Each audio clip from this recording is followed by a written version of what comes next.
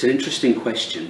When we first started, which was back in 2006, lead generation, generating qualified sales leads was what everybody was talking about.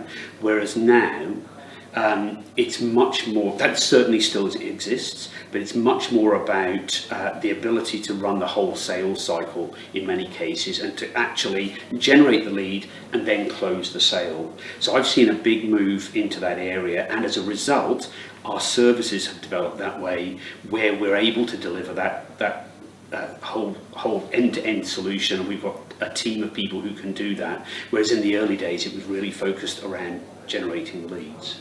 Yeah, I think if you think about the movement and what industries are doing well, there are tech companies being funded left, right and centre, and their sales process is typically a virtual one. So their sales value is in the hundreds of pounds, but it's subscription based, it's per month, and people buy it online or they buy it using a web demo or whatever it might be. And so the old face-to-face appointment salesperson, field sales role has changed. We don't have people on the road going and seeing 3-4 people a day quite so much.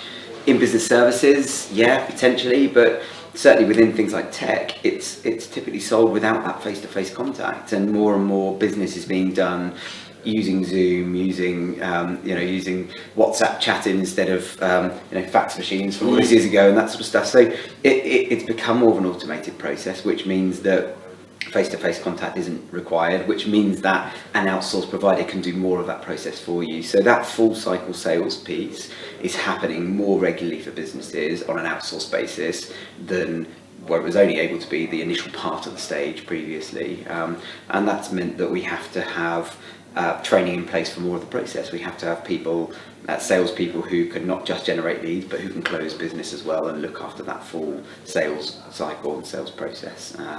So that's certainly been one of the biggest changes.